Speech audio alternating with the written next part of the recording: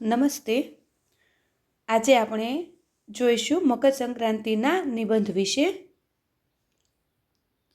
તહેવારો માનવીના જીવનમાં આનંદ, એકતા અને નવી ઉર્જા ભરે છે. તિલ ગુડ ખાઓ અને મીઠું મીઠું બોલો. આ લોકોક્તિ મકર સંક્રાંતિના તહેવારનો ભાવાર્થ સુંદર રીતે રજૂ કરે છે. ભારત તહેવારોની ધરતી છે, જ્યાં દરેક તહેવાર માનવ જીવનમાં આનંદ, સંસ્કાર અને સામૂહિક ભાવનાઓનો સંચાર કરે છે.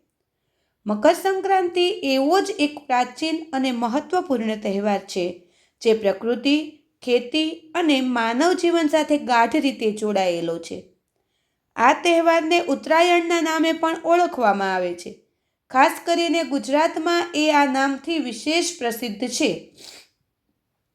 મકર સંક્રાંતિ દર વર્ષે 14 જાન્યુઆરીના દિવસે ઉજવવામાં આવે છે. આ દિવસે સૂર્ય ભગવાન મકર રાશિમાં પ્રવેશ કરે છે અને દક્ષિણાયનથી ઉત્તરાયણ તરફ ગતિ શરૂ કરે છે. આ પરિવર્તનને શુભ અને કલ્યાણકારી માનવામાં આવે છે. દિવસો લાંબા થવા લાગે છે અને અંધકાર પર પ્રકાશનો વિજય થતો હોય તેવી ભાવના જનમાનસમાં જાગે છે. આથી મકર સંક્રાંતિ નવી આશા અને નવી શરૂઆતનું પ્રતીક બની રહે છે. ગુજરાતમાં મકર સંક્રાંતિ ઉત્તરાયણના રૂપમાં વિશેષ ઉત્સાહથી ઉજવવામાં આવે છે. આ દિવસે આકાશ રંગબેરંગી પતંગોથી છવાઈ જાય છે. નાના બાળકોથી લઈને વૃદ્ધો સુધી સૌ કોઈ છત પર ચઢીને પતંગ ઉડાડવાનો આનંદ માણે છે. કાપ્યો, લપેટ જેવા ઉલ્લાસભર્યા શબ્દો સમગ્ર વાતાવરણને જીવંત બનાવી દે છે. પતંગોત્સવ માત્ર રમૂજ નહીં, પરંતુ સહકાર, ઉત્સાહ અને સામૂહિક આનંદનું પ્રતીક છે. મકર સંક્રાંતિના તહેવારમાં પરંપરાગત ખોરાકનું વિશેષ મહત્વ છે. તલ અને ગોળમાંથી બનેલા લાડુ, ચીકી, તલપાપડી, ઊંધિયું અને જલેબી જેવી વાનગીઓ દરેક ઘરમાં બનાવવામાં આવે છે.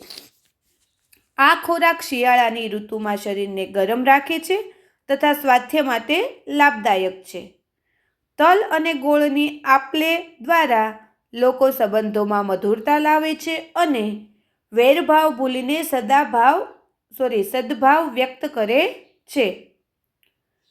મકર સંક્રાંતિ સામાજિક એકતા અને સાંસ્કૃતિક મૂલ્યોને મજબૂત બનાવતો તહેવાર છે. લોકો પરસ્પર શુભેચ્છાઓ આપે છે અને ભાઈચારાની ભાવનાને જીવંત રાખે છે.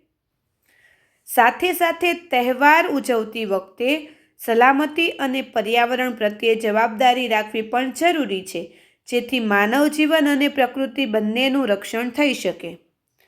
આ રીતે મકર સંક્રાંતિ, જેને ઉત્તરાયણ તરીકે પણ ઓળખવામાં આવે છે, એ આનંદ, પ્રકાશ, પરંપરા અને સંસ્કૃતિનો ઉત્સવ છે.